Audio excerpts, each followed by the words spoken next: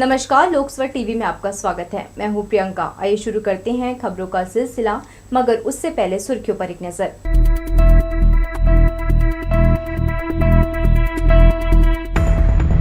Smart city project के निर्माण कार्यों के निरीक्षण में पहुंचे पर्यटन मंडल अध्यक्ष। गुणवत्ताहीन कार्य को लेकर जमकर लगाई ठेकेदार को फटकार। कुटुंब न्यायालय में हुआ एक दिवसीय कार्यशाला, 2 नए कक्ष का किया गया उद्घाटन। शहर में एक बार फिर हुई हिंसक घटना, चाकू की वार से युवक की मौत, आरोपी हुए फरार। और मुस्लिम नव वर्ष की हुई शुरुआत, 9 अगस्त को मनाया जाएगा मुहर्रम। तो ये थी सुर्खियां और अब खबरें विस्तार से। निरीक्षण में कांग्रेस नेताओं ने पाया कि शहर में स्मार्ट सिटी प्रोजेक्ट के कार्यों में भारी धांधली की जा रही है। नगर निगम को भी अंधेरे में रख नियम विरुद्ध मनमाने तरीके से काम किया जा रहा है। इससे नाराज पर्यटन मंडल के अध्यक्ष अटल श्रीवास्तव और महापौर ने जांच कराए जाने की बात कही है। पर्यटन मंडल के अध्यक्ष अटल श्रीवास्तव के नेतृत्व में निरीक्षण दल रिवरव्यू में चल रहे कार्य देखने पहुंचा। यहां मौके पर ठेका कंपनी के सब इंजीनियर से डिटेल मांगा, लेकिन वो बता नहीं सका। मनमाने तरीके से यहां भी कार्य करना पाया गया।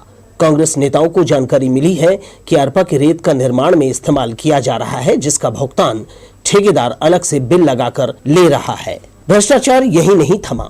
सड़क बनाने में लगा मुरुम बिना रॉयल्टी पर्ची के भरनी से सप्लाई किया गया है। गुणवत्ता और काम की मॉनिटरिंग करने वाला कोई नहीं है। करोड़ों का अरपा प्रोजेक्ट भगवान भरोसे चल रहा है। नगर निगम के जोन प्रभारी प्रवीण शुक्ला से अटल श्रीवास्तव ने जवाब तलब किया, लेकिन वे भी संतोषजनक जवाब नहीं दे पाए।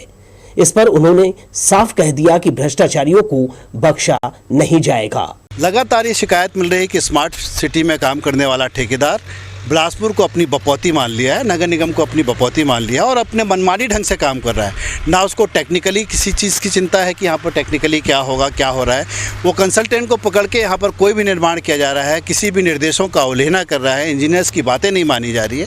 ऐसे ठेकेदार का आज हम लोग कल जाके निगम में पूरा डिटेल्स निकालेंगे कि इसको कौन सा ठेका मिला, कैसा ठेका मिला और कहाँ से आया। हम बिलासपुर को बर्बाद नहीं होने जाएंगे। ठेकेदार किसी ठेकेदार की बपौती नहीं है। बिलासपुर को बचाना है। स्मार्ट सिटी का पैसा सही ढंग से लगे, इसका पूरी योजना की जाएगी और राउंड द क्लॉक यहाँ पर आया जाएगा। अगर ये ठेकेदार गलत करेगा तो उसको काम नहीं करने दिया जाएगा। अरपा प्रोजेक्ट के लिए नगर निगम के इंजीनियर सुरेश बरुआ को जिम्मेदारी दी गई है, लेकिन वे स्वास्थ्य ठीक नहीं होने से नहीं आ सके। सड़क से लगाकर बनाई महज 2 मीटर चौड़ी नाली देखकर महापौर रामशरण यादव दंग रह गए।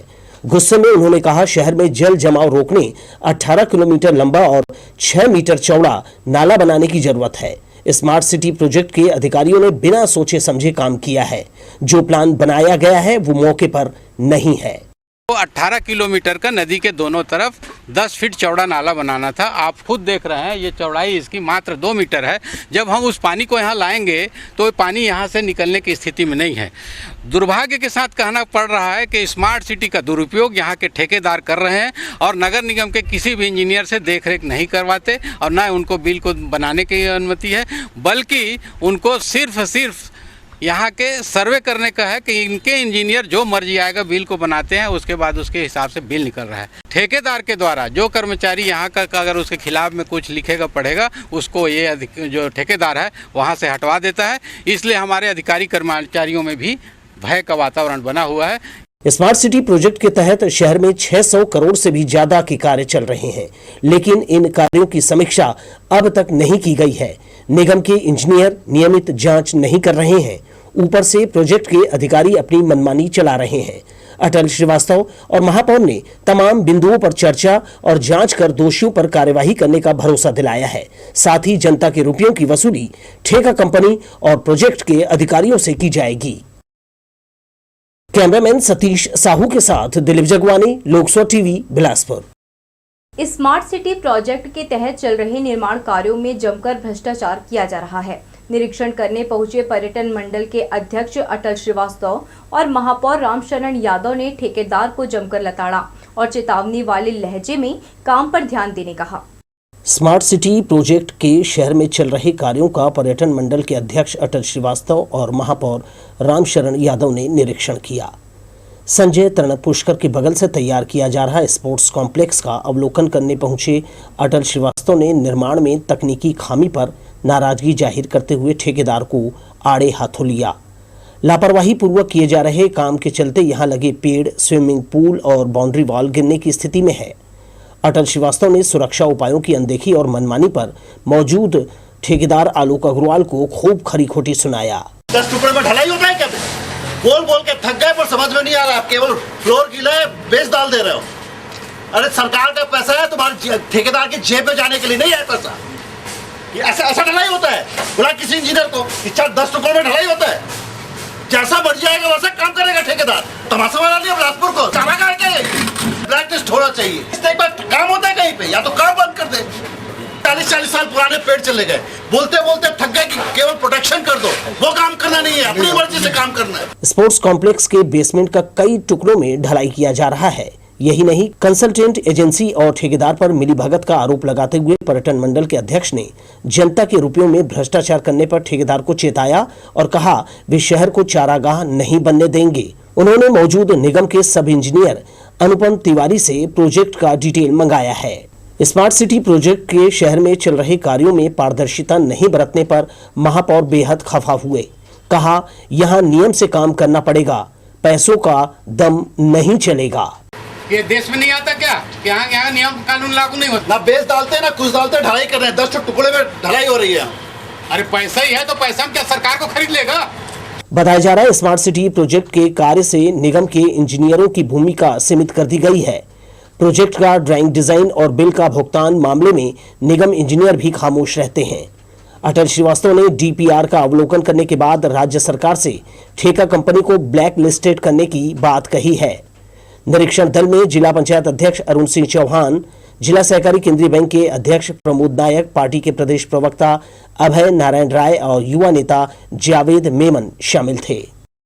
कैमरामैन सतीश साहू के साथ दिलीप जगवानी, लोकसभा टीवी, बिलासपुर। हसदेव को बचाने की लड़ाई में प्रदेश एकजुट हो गया है। विधानसभा में अशासकीय संकल्प पत्र भी पारित कर दिया गया। रविवार को आंदोलन में पहुंचे बिलासपुर और लोरमी विधायक ने कहा, जंगलों की कटाई रुकनी चाहिए, नहीं तो हम सभी के लिए खतरनाक साबित होगा। हसदेव को बचाना है, ये मांग महज किसी एक की नहीं, ये मांग है पूरे छत्तीसगढ़ के निवासियों और 90 विधायकों की। यही कारण है कि इस आंदोलन को लेकर सर्वसम्मति से अशासकीय संकल्प पत्र विधानसभा में पारित हुआ। इसे सभी वर्ग और पार्टियों का सहयोग भी मिल रहा है। हसदेव अरण्य क्षेत्र में जंगल काटने और कोल ब्लॉक आवंटित करने का मामला बढ़ता ही जा रहा है। दरअसल बहुचर्चित हसदेव बचाओ आंदोलन को लेकर छत्तीसगढ़ सरकार ने पाला केंद्र सरकार को सौंप दिया है। हसदेव मामले में छत्तीसगढ़ विधानसभा में हसदेव के जंगलों को बचाने का संकल्प सर्वसम्मति से पारित किया गया है। इस प्रकार आवंटित कोल खदान को निरस्त करने का फैसला केंद्र सरकार को लेना होगा। रविवार को महाधरना में पहुंचे बिलासपुर विधायक और लोरमी विधायक ने आंदोलन को समर्थन देते हुए सभी के साथ मिलकर हसदेव बचाने का संकल्प लिया और कहा कि हसदेव अरण्य क्षेत्र के जल जंगल जमीन को बचाना हम सब का फर्ज है। वहां के जंगलों की कटाई से न सिर्फ वहां के लोगों का नुकसान होगा, बल्कि पूरे छत्तीसगढ़ में तबाही का सिलसिला शुरू हो जाएगा। हसदेव अरण्य में दिए गए कोल ब्लॉक के आवंटन को रद्द करें, और उसमें बहुत लंबी चर्चा हुई। सभी पक्ष के लोगों ने उसे समर्थन दिया। माननीय मुख्यमंत्री जी ने भी मेरे अशासकीय संकल्प का समर्थन किया और विधानसभा में सर्वसम्मति से प्रस्ताव पास होकर के केंद्र की सरकार को भेजा गया है कि वो जो अरण्य हसदेव अरण्य क्षेत्र में कोल ब्लॉक का आवंटन किए हैं उसे रद्द करें, और छत्तीसगढ़ की सरकार ने भी जो कोल ब्लॉक का आवंटन जो हुआ है उसमें जो यहाँ की अनुमति दी है उसे वो भी रद्द करें। तो मैं समझता हूँ कि ये जनभावना है और जनभावना का सम्मान करना निर्वाचित सरकार का धर्म होता है। तो दिल्ली की सरकार भी अपने धर्म का पालन करे, प्रदेश की सरकार भी अपने धर्म का पालन करे, और जब यहाँ के गरीब आदिवासी, वनवासी, निवासी, किसान, मजदूर सब चाह रहे हैं कि यहाँ पर हसदेव अरण्य में कोयला खदान न मिले, न खनन हो, तो उसे निरस्त कर देना चाहिए। विधानसभा में आदरणीय धर्मजीत सिंह जी के द्वारा लाए गए अशासकीय संकल्प में सभी दलों ने, भारतीय जनता पार्टी, कांग्रेस, बहुजन समाज पार्टी, सभी ने जो है हमारे संकल्प को एक सर्वसम्मति से पारित करके केंद्र सरकार से अपील की है कि इस कोल ब्लॉक को जो है अलॉटमेंट इसका बंद किया जाए, क्योंकि इस कोल ब्लॉक के अलॉटमेंट से नुकसान ज़्यादा है, क्योंकि उसमें पानी का नुकसान है, जंगलों का नुकसान है, वहाँ के रहवासियों का नुकसान है, आदिवासियों का नुकसान है और किसानों का नुकसान है और पर्यावरण का नुकसान है। सब तो पर्यावरण के नुकसान के कारण हम सब का नुकसान है। हसदेव से आए लोगों के मन में आज भी इस बात का डर है कि जंगलों को कब नस्ते नाबूद कर दिया जाएगा, लेकिन उनके मन में ये हौसला भी है कि जान देकर भी अपनी जमीन बचानी पड़े तो वे पीछे नहीं हटेंगे। हसदेव की तीर की हैं, हमारे जल जंगल जमीन को अदानी कंपनी छीन रहा है, तो हम धरना में बैठे हैं। और जहाँ तक कि हम अपने ग्राम फतेहपुर से पद यात्रा करके 300 किलोमीटर दूर रायपुर गए थे अपने मंत्री को बताने के लिए, और राज्यपाल दीदी से भी मिले कि और बताए हमारे दुख दर्द पीड़ा को बताए कि हमारा जल जंगल ज़मीन छीना जा रहा है, तो उसको किसी भी तरह से निरस्त कीजिए। ऐसे करके हम नहीं डरते हैं अपने जल जंगल ज़मीन को बचाने के लिए, भले जान दे देंगे लेकिन ज़मीन नहीं देंगे। ये बात सच है कि अगर हसदेव को बचाने साथ नहीं आते हैं तो आने वाला कल हम सब के लिए अंधकार लेकर आएगा। उस स्थिति में इस आंदोलन में शामिल होने और हसदेव को बचाने की टीस हमेशा रहेगी। बहरहाल देखना होगा केंद्र सरकार इस मामले में क्या फैसला लेती है। लोकसभा टीवी के लिए कैमरामैन सुशांत सिंह के साथ नीरज शर्मा, बिलासपुर। छत्तीसगढ़ उर्दू अकादमी रायपुर के सहयोग से बिलासपुर के यदुनंदन नगर में रजाए रसूल कमेटी द्वारा मस्जिद जीनत-ए-गौसिया के पास उर्दू लाइब्रेरी तैयार की गई है। रविवार को खुशनुमा माहौल में इसका उद्घाटन किया गया। कार्यक्रम में अतिथि कांग्रेस नेता बिल्हा मंडी अध्यक्ष राजेंद्र शुक्ला थे। इसकी अध्यक्षता तारबहार पार्षद शेख असलम ने की। इस दौरान पार्षद अब्दुल इब्राहिम भी मौजूद थे। फीता काटकर लाइब्रेरी का उद्घाटन करने के बाद राजेंद्र शुक्ला ने कहा, उर्दू पुस्तकालय का खुलना समाज के लिए एक अच्छी पहल है, इसका सभी को लाभ उठाना चाहिए। उन्होंने इसके विस्तार के लिए हर संभव मदद का आश्वासन कमेटी को दिया है। तारबहार के पार्षद शेख असलम ने कहा कि ये उर्दू पुस्तकालय छत्तीसगढ़ उर्दू अकादमी के माध्यम से खोला गया है, जिसमें उर्दू पुस्तक के अलावा प्रतियोगिता परीक्षा की पुस्तकें भी उपलब्ध है, जिसे हर समाज के प्रतिभागी बच्चे भी लाभ ले सकते हैं। पार्षद इब्राहिम ने कहा कि यह पुस्तकालय उर्दू की शिक्षा को आगे बढ़ाने में उपयोगी साबित होगी। लाइब्रेरी का शुभारंभ किया गया, जो छत्तीसगढ़ शासन और उनके दोनों के संयुक्त तत्वाधान में किया गया है। निश्चित रूप से एक बहुत अच्छी पहल है और उर्दू भाषा के बढ़ाने के लिए भी एक अच्छी पहल है। हिंदी और उर्दू दोनों बहनें हैं और इन दोनों भाषाओं का अपने आप में बड़ा महत्वपूर्ण रोल है। इसलिए उर्दू भाषा सीखने वाले लोगों के लिए और हिंदी और इंग्लिश की भी यहाँ पर मैंने देखी पुस्तकें रखी हैं और सारी ऐसी पुस्तकें रखी हैं जो सारे कंपटीशन एग्ज़ाम के लिए है।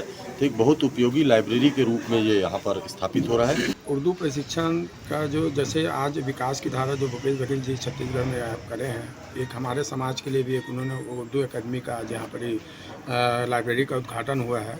हम समाज के हर एक लोगों से निवेदन करना चाहेंगे कि ये इस लाइब्रेरी का पूरा फ़ायदा उठाएं और यहाँ जनरल जो बातें हैं, ज्ञान की किताबें, मैंने बहुत सारी चीज़ों को देखा है और मैं यहाँ के वार्ड वासियों से निवेदन करूँगा, उसके अलावा बिलासपुर शहर के लोगों से भी निवेदन करूँगा कि यहाँ पर आएँ और उसका ज्ञान प्राप्त करें ताकि आप किसी परीक्षा में भाग ले सकते हैं। यदुनंदन नगर में इस पुस्तकालय का अनावरण हुआ, उसी प्रकार सेकेंड लाइन में तालापारा में होना है ये, उसके बाद भोतरा शरीफ में होना है और हम लोग मांग करके रखे हैं कि चुचैया पारा मस्जिद कॉलोनी में भी पुस्तकालय हो। पढ़ने से लोगों का ज्ञान बढ़ता ही है और जीवन में इसका बहुत बड़ा लाभ है। मैं सभी से निवेदन करता हूं कि ज़्यादा से ज़्यादा तादाद में इस बुक का लाइब्रेरी का फ़ायदा उठाएं और बुज़ुर्ग भी जो लोग हैं जिनके पास जो ज्ञान है वो भी दें। उनके पास अगर कोई बुक उनकी उम्र के हिसाब से बची होगी बुक, वो ला के लाइब्रेरी में जमा करें, जिससे और भी बच्चे ज्ञान पाएं और ज्ञान ही सबसे मेन चीज़। कुटुंब न्यायालय में प्रधान न्यायाधीश की पहल से न्याय मित्र अधिवक्ताओं की कार्यशाला का आयोजन किया गया। इसके साथ ही न्यायालय परिसर में ही मां का आंचल कक्ष और न्याय मित्र कक्ष का उद्घाटन किया गया। छत्तीसगढ़ में यह पहल पहली बार बिलासपुर कुटुंब न्यायालय में की गई है।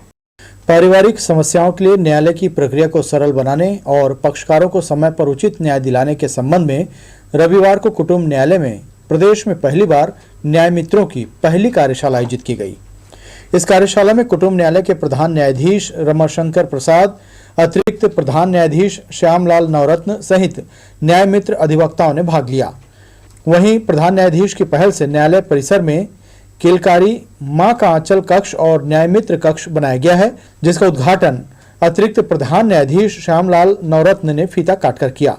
इसके बाद प्रधान न्यायाधीश के आग्रह पर जिला अधिवक्ता संघ के अध्यक्ष चंद्र प्रकाश वाजपेयी ने न्याय मित्र का उद्घाटन किया। परिवार न्यायालय का जो सबसे अच्छा पहलू है कि वो संवेदनशील है। तो हमने जो न्याय मित्रों के लिए एक स्थान ऐसा बनाया है कि जहाँ पर वो बैठ करके पक्षकारों से बात करेंगे और उनकी समस्या को समझने का प्रयास करेंगे। तो इसके लिए हमने एक न्याय मित्र कक्ष का जो उद्घाटन करना है और एक हमने जो कि है रखा है माँ का आंचल या किलकारी। यहाँ पर ऐसे बच्चे जो छोटे होते हैं जिन्हें माँ के फीडिंग की ज़रूरत होती है, उनको ऐसे स्थान पर हम बैठा करके फीडिंग करा सकते हैं जो सुरक्षित हो और सम्मानजनक हो। तो ये 2 कक्ष का आज उद्घाटन भी करना है और साथ साथ जो सबसे बड़ा उद्घाटन करना है कि न्यायिक प्रक्रिया को सरल कैसे करें।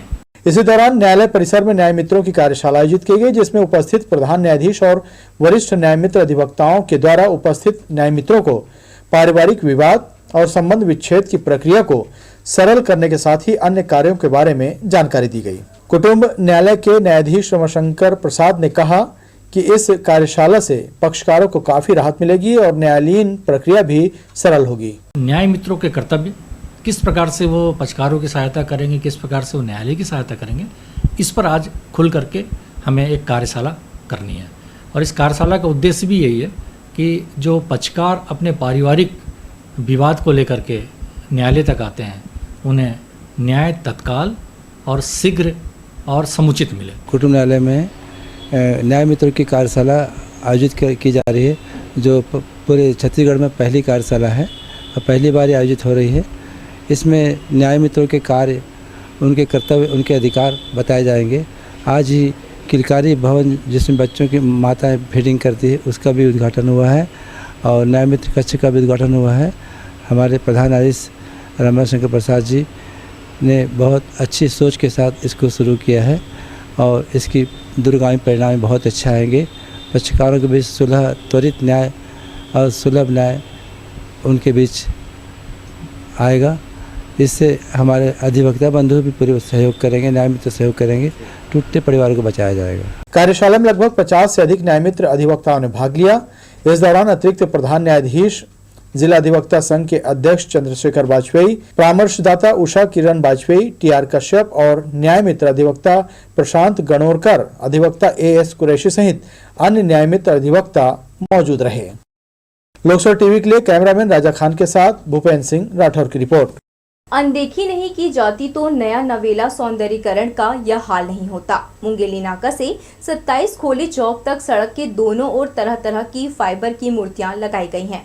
दीवारों पर कलाकृतियां और आकर्षक चित्र बनाकर सुरक्षा के लिए लोहे का घेरा लगाया गया है। इस पर स्मार्ट सिटी प्रोजेक्ट की 5 करोड़ से ज्यादा राशि खर्च की जा चुकी है। बनाए जाने के बाद साल भर में कलाकृतियों की रंगत उतरने लगी है। इसके आसपास गंदगी देखकर लगता है सुरक्षा नहीं की जा रही है। कई दिन हुए एक जगह पेड़ की शाखा टूटकर गिरी है, लेकिन इसे हटाया नहीं जा रहा है। निर्माण के समय गुणवत्ता जांचा गया, ना ही बाद में मॉनिटरिंग की गई, लिहाजा करोड़ों का सौंदर्यीकरण अपनी चमक जल्दी खोने लगा है।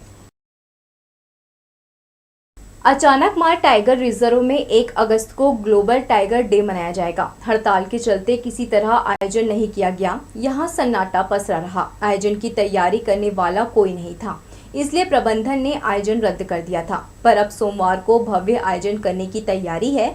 अचानक मार टाइगर रिजर्व के उप संचालक के अनुसार ग्लोबल टाइगर डे का आयोजन शिवतराई इंटरप्रिटेशन सेंटर में होगा। इस दौरान बाघों के संरक्षण और संवर्धन के संबंध में जन जागरूकता रैली और सम्मेलन का आयोजन किया जाएगा। इस दौरान एटीआर में उत्कृष्ट कार्य करने वाले क्षेत्रीय कर्मचारी को सम्मानित भी किया जाएगा।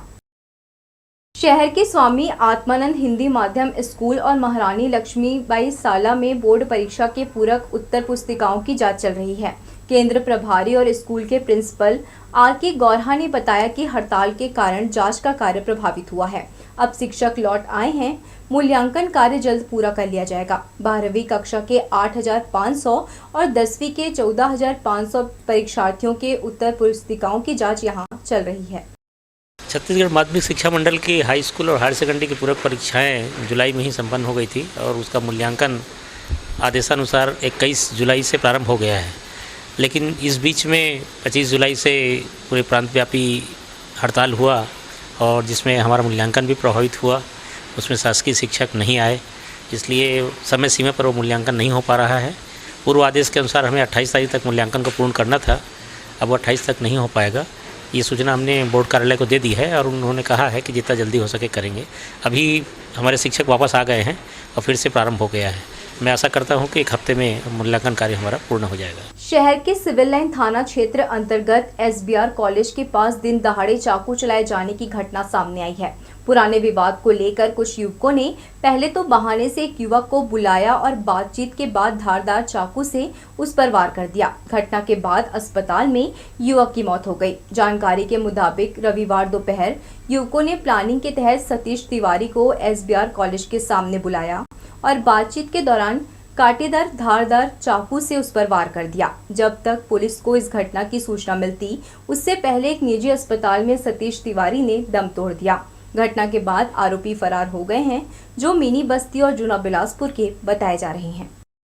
ताराबाटा चौक के पास जो शासकीय महाविद्यालय है, वहाँ पर शनिचरी के युवक सतीश तिवारी की जूना बिलासपुर के निवासी जो आरोपी है सानू खां, उसके द्वारा चाकू मार दी गई। उसको घायल व्यक्ति को तुरंत यहाँ निकटतम अस्पताल पे लाया गया, जहाँ पर उसे डॉक्टर के द्वारा मृत घोषित किया गया है। पुलिस द्वारा आरोपी की पतासाजी जारी है। अशोकनगर में वाहन के पहिए से राहगीर को कीचड़ पड़ जाने के बाद हुए विवाद में दो पक्षों के बीच जमकर खूनी संघर्ष हुआ था। इस घटना में एक युवक गंभीर रूप से घायल अवस्था में अस्पताल पहुंचा, जिसके बाद सरकंडा पुलिस ने आरोपियों की धरपकड़ के लिए छापा मारना शुरू किया। देर रात घटना में शामिल 2 युवकों को गिरफ्तार किया गया।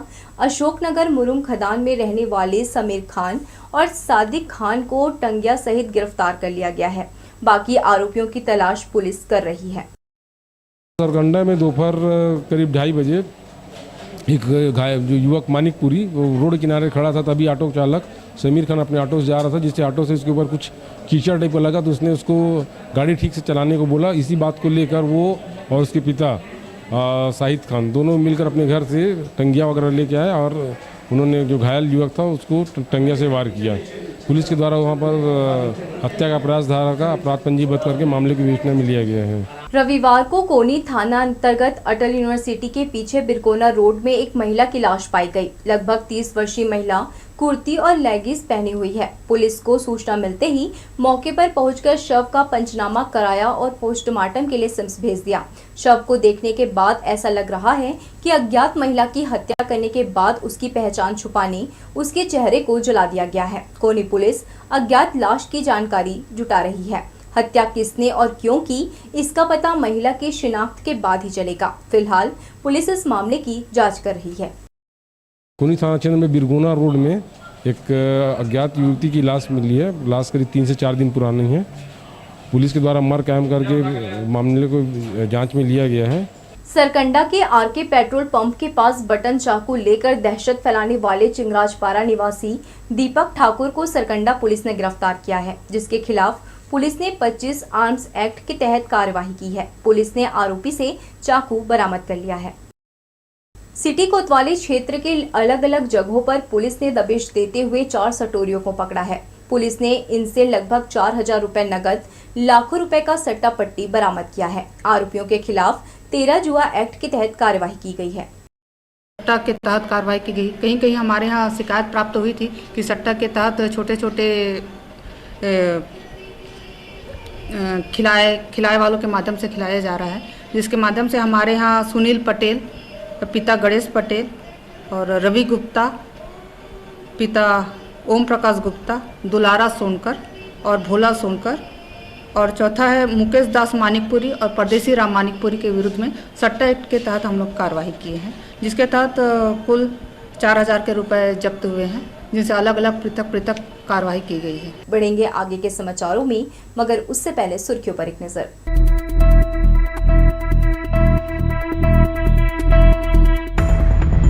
स्मार्ट सिटी प्रोजेक्ट के निर्माण कार्यों के निरीक्षण में पहुंचे पर्यटन मंडल अध्यक्ष, गुणवत्ताहीन कार्य को लेकर जमकर लगाई ठेकेदार को फटकार।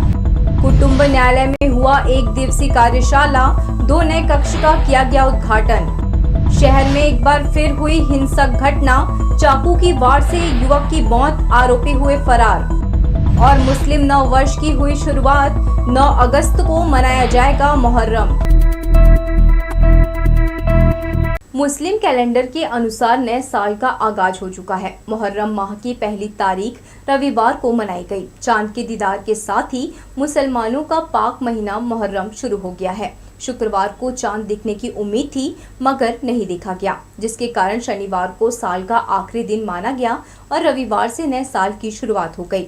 मुहर्रम की 1 तारीख से लेकर 10 तारीख तक ये 10 दिन मुसलमानों के लिए बेहद खास दिन है। इमाम हसन हुसैन की शहादत इसी मुहर्रम की 9 तारीख को हुई थी, जिसको याद कर आशूरा यानी मुहर्रम की 10वीं तारीख मनाई जाती है। 9 अगस्त को मुहर्रम की 10वीं तारीख पड़ रही है। इस दिन जगह जगह ताजिए और सवारी गश्त करेंगे। मुहर्रम मनाने के लिए 1 महीने पहले से तैयारी शुरू हो जाती है। इमाम बाड़ों को सजाने के साथ साथ घरों में ताजिए बनाए जाते हैं। इस दौरान पूरे 10 दिन मुस्लिम घरों में अल्लाह की इबादत बढ़ जाती है। कुरान शरीफ की तिलावत, नमाज और लंगर का दौर चलता है। चांद की तस्दीक हो गई है और आज चांद रात मुबारक पे आज सभी इमाम बड़े में इमाम हसन की याद में दरूद फातिहा किए जाते हैं। और चांद रात के बाद दूसरे दिन जो होती है कल 1 तारीख रहेगी।